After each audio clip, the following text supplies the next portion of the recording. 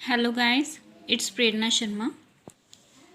कल मैंने डिटर्मिनेंट तो समझा दिया था, डिटर्मिनेंट कैसे हम ओपन कर सकते हैं और कैसे उसकी वैल्यू फाइंड कर सकते हैं।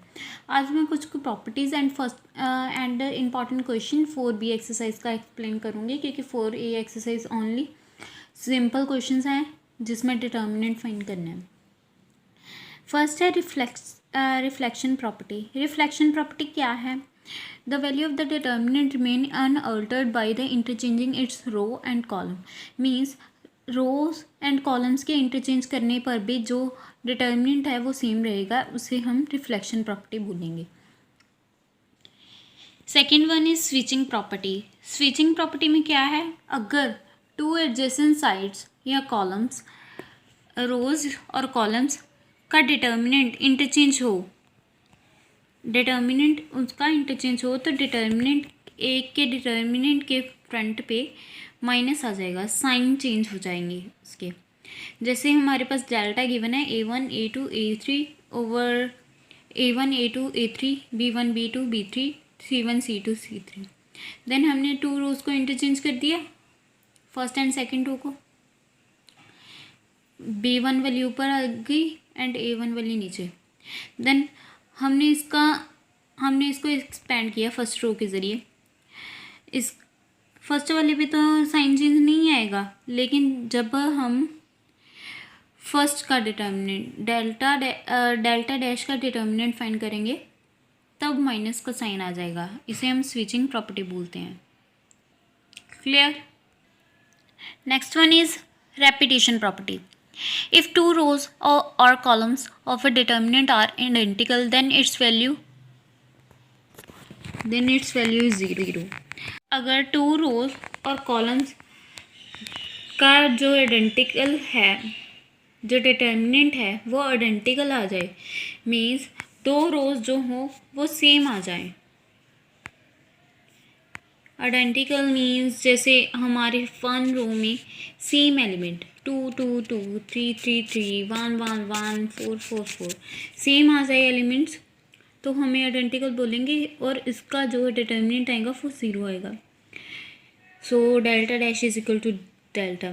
जैसे हमारे पास एग्जांपल भी दी है 3 2 3 2 2 2 3 3 3।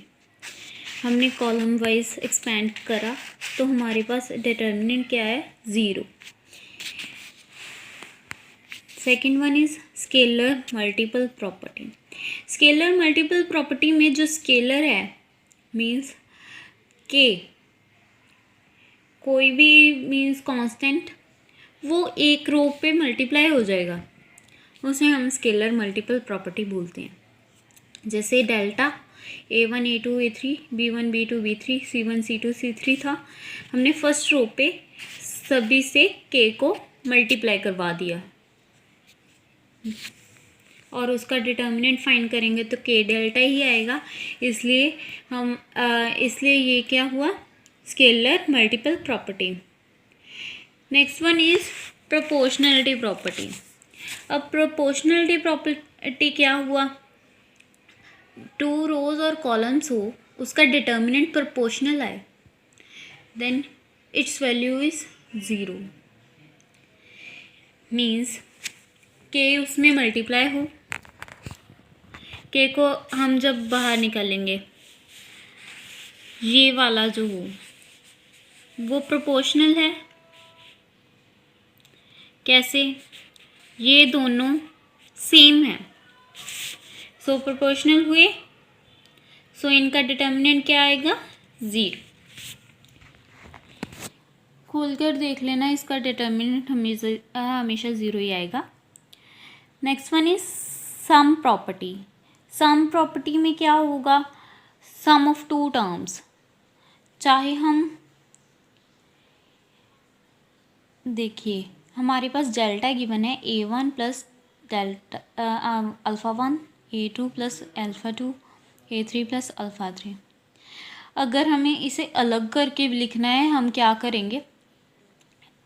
A1 A2 A3 as it लिख लेंगे, इधर अल्फ़ा 1 अल्फ़ा 2 अल्फ़ा 3, नीचे के जो भी एलिमेंट्स हैं वो एज इट हम लिख लेंगे।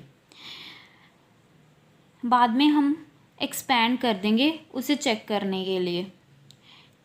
देन हमारे पास सिमिलर केस ही आएगा, ये इसके इक्वल ही आएगा। Clear?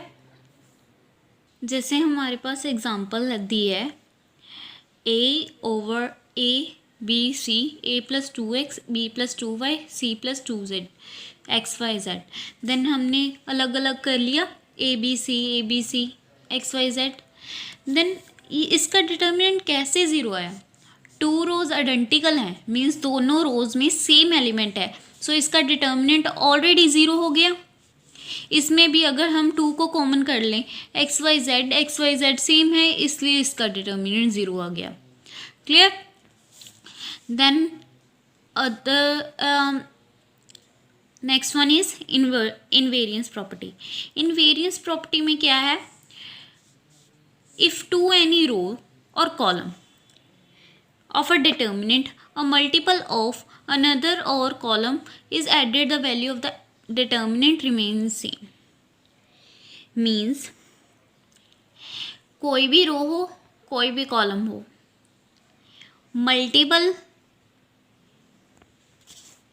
Multiple to another row, multiply करा दें किसी और रो के साथ, देन अब अगर हम उसका डिटर्मिनेंट करेंगे, डिटर्मिनेंट फाइंड करेंगे, वो सेम रहेगा। जैसे हमारे पास डेल्टा था, हमने डेल्टा डैश कैसे बनाया? k(c)(1) मीन्स हमने थर्ड रो को प्लस करा k से मल्टीप्लाई करके। फाइन। देन हमने डेल्टा और डेल्टा डैश मीन्स इन दोनों को प्लस करवा दिया, इसमें से k बाहर निकल गया। देन ये तो डेल्टा आ गया, इसकी फर्स्ट रो और सेकंड थर्ड रो तो सेम है, सो इसका डिटर्मिनेंट क्या है? ज़ीरो। क्लियर? ये प्रॉपर्टीज़ मैंने वैसे ही डिस्कस करवा दी हैं, इम्पॉर्टेंट तो नहीं है, लेकिन जो